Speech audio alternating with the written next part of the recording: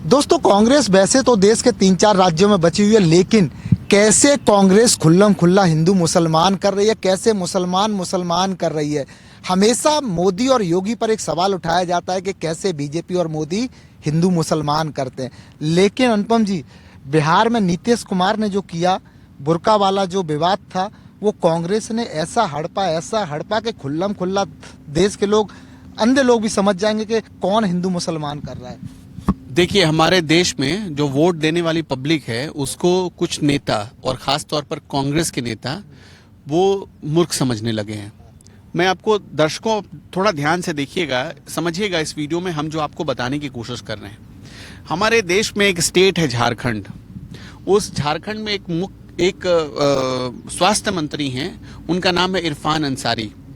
पिताजी फुरकान अंसारी विधानसभा अध्यक्ष रहे, मंत्री रहे, और अब बेटा, चूंकि अगर पिताजी नहीं होते तो बेटे में भी इतना पावर तो था नहीं कि वो विधायक बन जाते। दूसरी चीज कि वो खुद को डॉक्टर कहते हैं, और लोगों ने देखा कि उनकी डॉक्टरी का फायदा कैसे उनका बेटा कुछ दिनों पहले अस्पताल में उठा रहा था, वो जग जाहिर है।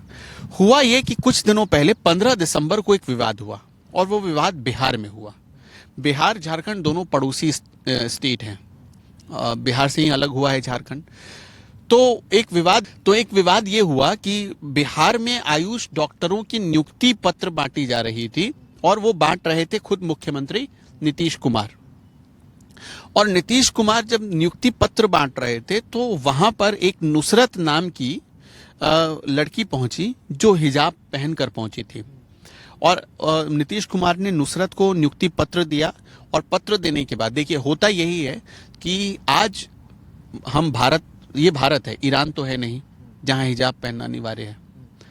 आप हिजाब पहनते हैं, आपकी धार्मिक स्वतंत्रता है। इस पर कभी मुझे एक बात बताइए, क्या नीतीश कुमार सरकार ने हिजाब पहनने पर रोक लगाई है? नहीं लगाई है ना। लेकिन एक डॉक्टर, वो लड़की डॉक्टर बनने जा रही है, तो नीतीश कुमार ने एक अभिभावक होने के नाते हिजाब को थोड़ा सा खींचा। और कोई भी अगर एक समझदार व्यक्ति उस वीडियो को देखेगा तो एक जो जिसको कहते हैं बैड टच, उसमें वो बैड टच वाली कोई भावना उनकी नहीं है। वो एक अभिभावक होने के नाते बस वो कह रहे हैं कि भाई अब इसकी कोई जरूरत नहीं है, तुम डॉक्टर बन गई। वो एक मैसेज, दरअसल एक मैसेज, सिंबॉलिक मैसेज ये देने की कोशिश हुई। लेकिन इसको पूरे देश में प्रचारित करवा दिया कांग्रेस ने, और खासतौर पर आरजेडी ने। अब ये देखिए, जाहिर सी बात है, इनको सत्ता मिली नहीं तो बौखलाहट तो अंदर तक है ना, नसों में इनके बौखलाहट बैठ गई है। और ऐसी बौखलाहट बैठ गई है कि अब इनको ये सूझ ही नहीं रहा है कि ये जो बोलते हैं, ये जो कर रहे हैं, वो सही है, उसमें कितनी बातें सही है, कितनी बातें गलत है, और उस चक्कर में ये कर क्या रहे हैं। बिहार के इस विवाद को, जैसे ये विवाद बढ़ा, कुछ लोगों ने लपका, खासतौर पर कुछ मुस्लिम लीडर्स ने इसको लपकने की कोशिश की, और देखते ही देखते इसको लपक लिया झारखंड ने। वहां पर इरफान अंसारी, अब झारखंड की हालत सुनिए। वो एमबीबीएस डॉक्टर नहीं थी नुसरत, एमबीबीएस एमडी एमएस ये नहीं थी। मेरी बात बहुत गौर से सुनिएगा, मैं बहुत बड़ी बात आपको बता रहा हूं। वो आयुष डॉक्टर थी। अब कुछ लोग कहेंगे हम फर्क निकाल रहे हैं। अरे फर्क इसलिए निकाल रहे हैं कि सरकार ने ही फर्क बनाया है। ये फर्क हमने कोई आज या कल में नहीं बनाया है, ये तो सरकार ने जो बनाया है वो उसी के हिसाब से हम बात कर रहे हैं। हुआ ये कि तुरंत ऑफर कर दिया इरफान अंसारी ने, जैसे उनके झारखंड का पूरा खजाना उनकी अपनी प्रॉपर्टी, उनकी अपनी जागीर हो। अब इस पूरे मामले में विवाद और क्या गहरा हो जाता है।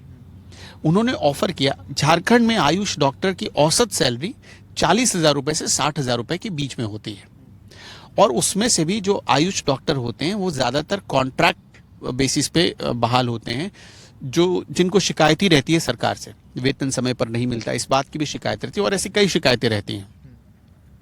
हालांकि मैंने कुछ लोगों से ये भी पता करने की कोशिश किया, वेतन भी समय पर मिल रहा है आयुष डॉक्टरों को। लेकिन एक विवाद रहा, सैलरी ना बढ़ने का विवाद, उसको लेकर भी कई बार डॉक्टरों ने प्रदर्शन किया। अब सोचिए कि जहां एक औसत सैलरी 40 से 60,000 रुपए की होती है, वहां पर एक स्वास्थ्य मंत्री सिर्फ अपने तुष्टीकरण वाली राजनीति को आगे बढ़ाने के लिए सरकारी फंड का कितना मिसयूज करने पर उतारू हो गया। उसने नुसरत को ऑफर कर दी 3 लाख रुपए की नौकरी, मतलब 3 लाख रुपए का पैकेज महीने का, सालाना नहीं, सालाना तो कम हो जाएगा, 3 लाख रुपए का महीने का पैकेज ऑफर कर दिया। मन चाही पोस्टिंग, मतलब जिस जिले में चाहो वहां पोस्टिंग देंगे, ठीक, प्रमोशन पक्का, हर 2 साल साल भर पर आपको प्रमोशन मिलता रहेगा, एकदम खुला ऑफर। और ये खुला ऑफर क्या बता रहा था? ये यही बता रहा था कि इनको झारखंड के खजाने की चिंता नहीं है, झारखंड के जो योग्य लोग हैं जिनको मिलना चाहिए वो पैसा, उनको तो देना नहीं है, और जिनके नाम पर सिर्फ राजनीति चमक सकती है उनको ऑफर किया जा रहा है। आगे सुनिए, कहानी यही खत्म नहीं होती है। 60,000 रुपए कहां और कहां 3 लाख रुपए, 5 गुना ज्यादा, 1-2 गुना नहीं, सीधा 5 गुना ज्यादा। अरे क्या क्या लिंक है आपका? आप बताइए, क्या झारखंड के खजाने को आपने अपने घर का माल समझ लिया है? झारखंड का खजाना क्या इरफान अंसारी के घर का है? क्या वो फुरकान अंसारी जी का खजाना है? नहीं है ना। इसमें और एक बड़ी बात है जो सबको समझना चाहिए।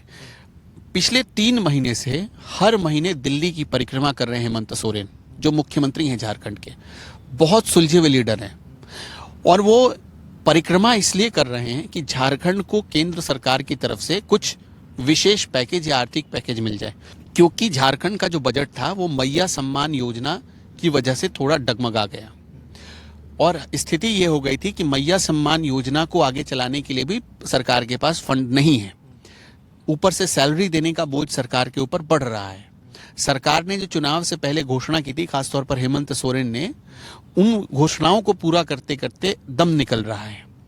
तो अब उनको आगे भी कंटिन्यू रखने के लिए केंद्र सरकार की मदद के बिना पॉसिबल है नहीं। इसीलिए आपने बीच में सुना था उनकी पत्नी कल्पना सोरेन, जो खुद विधायक भी हैं गांडे से, वो आई थी। उन्होंने भी अब प्रधानमंत्री मोदी से मुलाकात की, तो कोई तस्वीर तो नहीं आई, लेकिन ऐसा हवा में एक बात तैरी कि इनकी मुलाकात हुई है प्रधानमंत्री से, बहुत सीक्रेट ये मीटिंग हुई है हेमंत सोरेन, कल्पना सोरेन और प्रधानमंत्री नरेंद्र मोदी की। और अभी फिर कुछ दिन पहले आए वो। 3 महीने से लगातार आ रहे हैं कि झारखंड का जो बजट डगमग हो गया है, सरकार से कोई मदद मिल जाए। और उसी झारखंड का एक मंत्री दोनों हाथों से, लो खजाना ले जाओ, खजाना ले जाओ, हाँ तुमको वहां प्रताड़ित किया गया, लो खजाना ले जाओ। ये स्थिति है। अब देखिए नुसरत को, अब मैं नुसरत पर आता हूं। पहले ये नैरेटिव चलाया गया कि वो बहुत डिप्रेशन में चली गई है, नौकरी ज्वाइन नहीं करना चाहती, वो पश्चिम बंगाल चले जाना चाहती है। ठीक है। फिर उसके बाद सरकार ने अपने लेवल पे, सरकार को इस बात का एहसास हुआ कि शायद गलती हो गई हो। सरकार के मंत्रियों ने, सरकार के नुमाइंदों ने, अधिकारियों को भेजा गया, नुसरत को मनाया गया। नुसरत की 20 तारीख को ज्वाइनिंग होनी थी।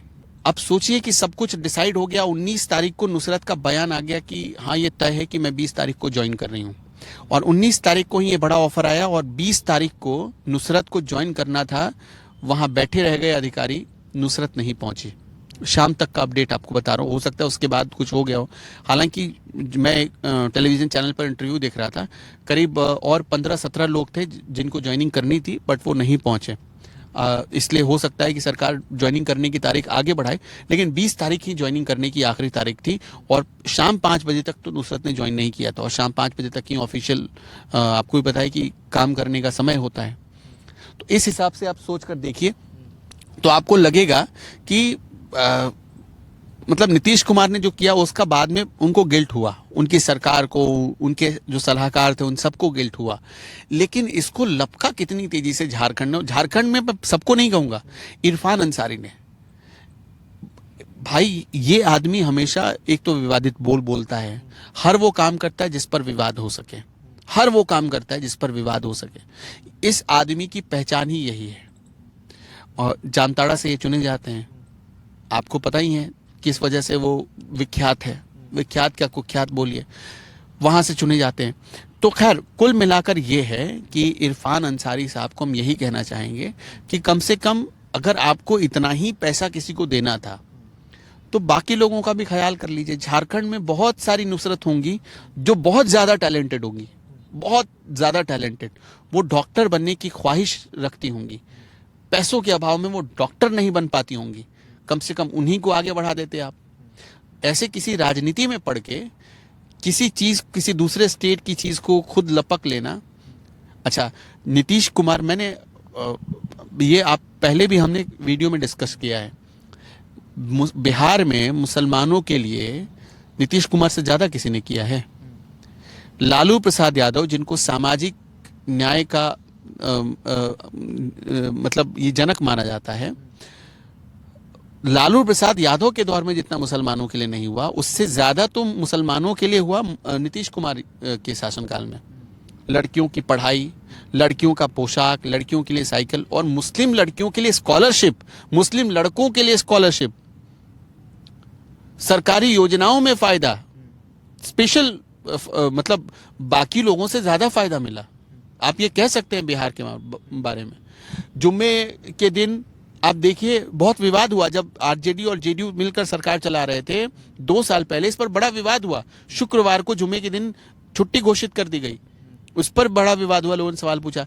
फिर जो अवकाश होता है, जो 12 बजे से अवकाश शुरू होता है, उसको उस अवकाश की सीमा बढ़ा दी गई, मतलब वो जो बीच में ब्रेक होता है उसकी सीमा बढ़ा दी गई कि 12 बजे के बाद काम ही नहीं होगा। इस तरह से करके हमेशा मुसलमानों को भी उतना ही तवज्जो नीतीश कुमार की तरफ से मिला है जितना उन्होंने दूसरे समाज के लोगों के लिए किया है।